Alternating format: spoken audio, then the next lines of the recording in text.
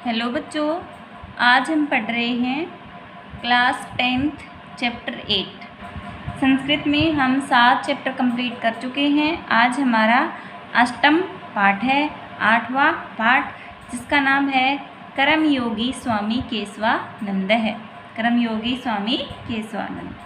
तो पाठ हमारा बहुत ज़्यादा लंबा है, वीडियो ज़्यादा लंबा ना बने तो इसके लिए हम इसकी हिंदी में आपको बताती जाऊंगी। आप ध्यान से देखते रहिए, सुनते रहिए। तो सबसे पहले हम इस पाठ में कर्मयोगी स्वामी केशवानंद के बारे में बताया गया है। तो सबसे पहले हम पाठ परिचय पढ़ लेते हैं, तो आप देखते रहिएगा लाइन से। राजस्थान के रत्नों में युक्त यह पृथ्वी धीर वीर लोक देवता भक्तों योगियों तपस्वियों सतियों और संतों की खान है।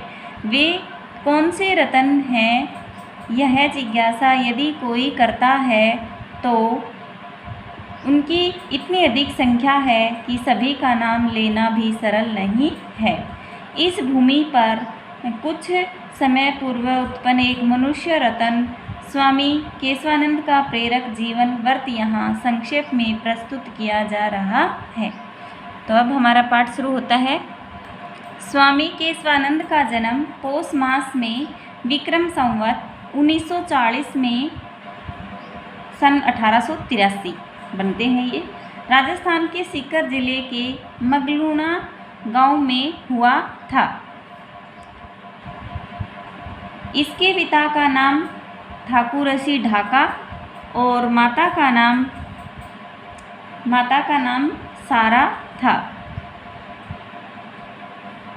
बचपन में केशवानंद का नाम बिरमा था।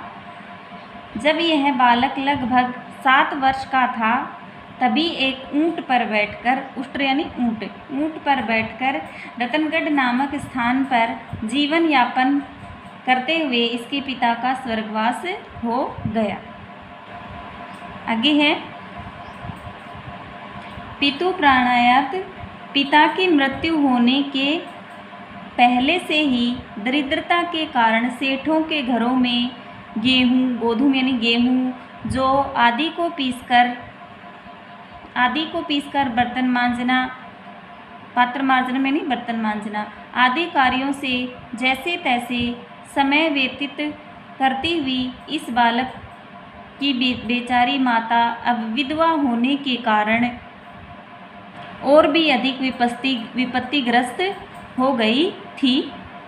जैसा कि कहा भी गया है, परेशानी में समस्याएं बढ़ जाती हैं। इस समय बिरमा बालक ने गाय चराने का काम प्रारंभ शुरू किया। उस समय के दीनहीन ग्रामीण किसान लोग और श्रमिक वर्ग यानी जो मजदूर लोग होते हैं, सामंतों राजाओं और विदेशी शासकों के 3 प्रकार के गुलामी रूपी पिंजरे में बंधे हुए थे। रौरव नामक नरक के समान ही उनका प्राय जीवन था। फिर से यह फोड़े के ऊपर फुंसी जैसा हो गया था। भयंकर फोड़े के ऊपर फुंसी हो गया था कि भयंकर अकाल आ गया था, यानी अकाल की महारी। फोड़े के ऊपर फुंसी होना यानी अकाल आ जाना। छप्पनिया अकाल नाम से कुख्यात विक्रम संवत 1956 के उस भीषण अकाल में प्राण धारण करना भी दुर्भर था।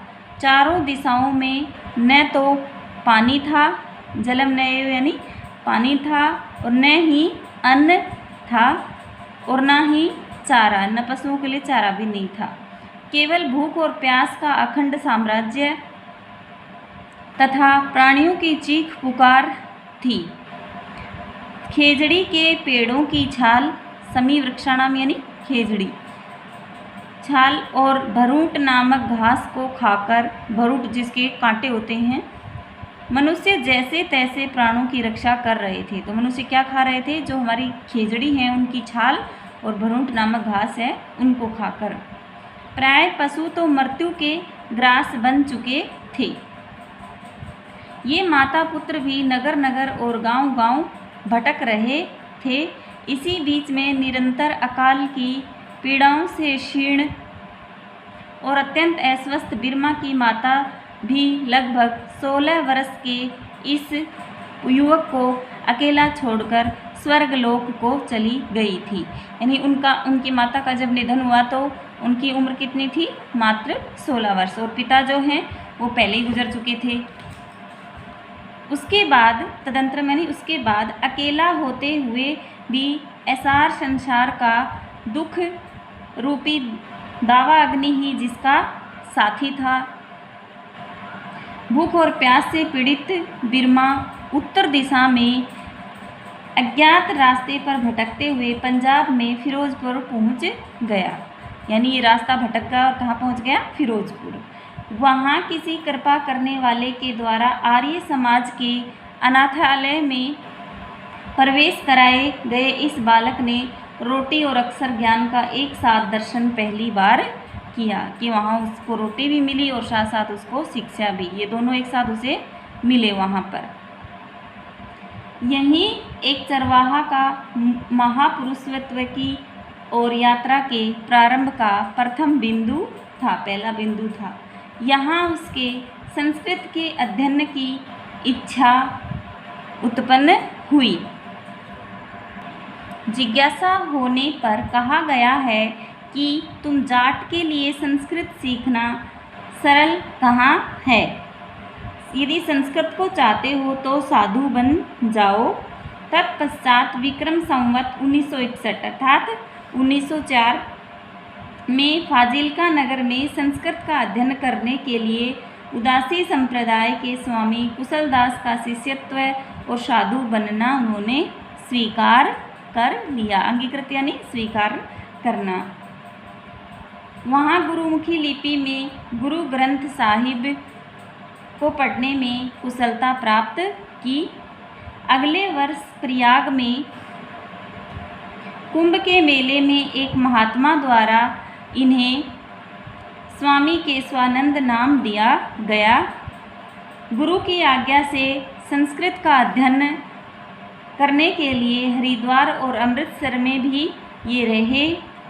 देश भ्रमण करते हुए स्वामी जी ने नगरों, तीर्थों, मंदिरों, मठों, आश्रमों, विद्यालयों, विश्वविद्यालयों, पुस्तकालयों, संग्रहालयों, वनों, पर्वतों, नदियों और ऐतिहासिक स्थलों का अध्ययन भी किया। यानी इन्होंने अध्ययन में काफ़ी रुचि ली।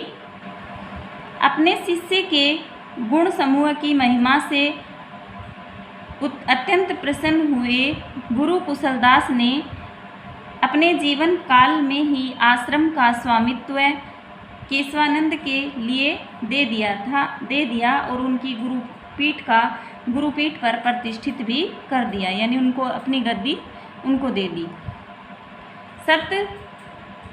सत्पुरुषों की संपत्तियां दूसरों के कल्याण के लिए होती हैं। परोपकाराय सताम विभूते, यानी सज्जनों की संपत्ति दूसरों के कल्याण के लिए होती हैं। इस विचार से समृद्ध मठ की संपत्तियों का उपयोग करके उर्दू प्रधान फाजिल्का अबोहर क्षेत्र में राष्ट्रभाषा के प्रचार का कार्य प्रारंभ कर दिया। सबसे पहले तो आश्रम में ही वेदांत पुष्प वाटिका नामक सार्वजनिक हिंदी पुस्तकालय और वाचनालय प्रारंभ किया। इसके बाद वहीं पर एक संस्कृत पाठशाला भी स्थापित की। अबोहर नगर में नागरी प्रचारिणी सभा प्रारंभ की। जन सहयोग से साहित्य सदन अबोहर नामक संस्था भी आरंभ की, जो रविंद्रनाथ ठाकुर ने शांति निकेतन के समान थी और जिसके माध्यम से ग्रामीण क्षेत्रों में 25 विद्यालयों की चल पुस्तकालय की और सत साहित्य प्रकाशन के लिए दीपक प्रेस की स्थापना हुई। साहित्य सदन में ही स्वामी जी के द्वारा 30वें अखिल भारतीय हिंदी साहित्य सम्मेलन आयोजित किया गया। हिंदी सेवा के लिए स्वामी जी को साहित्य वाचस्पति और राष्ट्रभाषा गौरव ये दोनों उपाधियां प्रदान की गई। केशवानंद के हिंदी प्रचार के कार्यों का श्रेष्ठ परिणाम यह था कि देश विभाजन के समय पंजाब का फाजिल्का क्षेत्र पाकिस्तान में जाने से बचा लिया गया। आगे है स्वतंत्रता आंदोलन, तो यानी उनका क्या हुआ कि जो पाकिस्तान में जाने वाला हिस्सा था वो उन्होंने बचा लिया। ये काफ़ी एक अच्छी पहल थी अपने देश के लिए। स्वतंत्रता आंदोलन में भी सक्रिय स्वामी केशवानंद अनेक बार वर्षों तक जेलों में बंद रहे। शिक्षा प्रसार के लिए अत्यधिक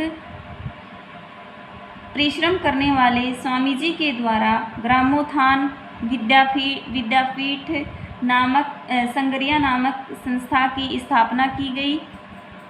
ग्रामीण क्षेत्रों में लगभग 300 शिक्षाशालाएँ और लगभग 50 छात्रावास, जो हॉस्टल होते हैं आजकल के, स्थापित किए। शिक्षा के क्षेत्र में स्वामी जी का परिश्रम पंडित मदन मोहन मालवीय के पुरुषार्थ का स्मरण करता है। योग्य स्वामी महोदय शिक्षा संत इस स्तुति वचन से सुशोभित हुए। समाज सुधारक केशवानंद मरु प्रदेश में व्याप्त मृत्यु भोज, बाल विवाह, नारी उत्पीड़न, दहेज प्रथा, घूंघट प्रथा और छुआछूत, शराब का सेवन आदि कुप्रथाओं को दूर करने के लिए हमेशा चेष्टाएं करते रहे, अर्थात क्रियाशील रहते थे कुप्रथाओं को दूर करने के लिए। स्वामी जी का जीवन सभी पंथों के सद्भाव का उदाहरण है। यह जाट जाति में उत्पन्न हुआ, किंतु सिखों के गुरु नानक देव के पुत्र श्री चंद द्वारा स्थापित उदासी नामक संप्रदाय में ये दीक्षित हुआ। गुरु ग्रंथ का श्रेष्ठ पाठक बना।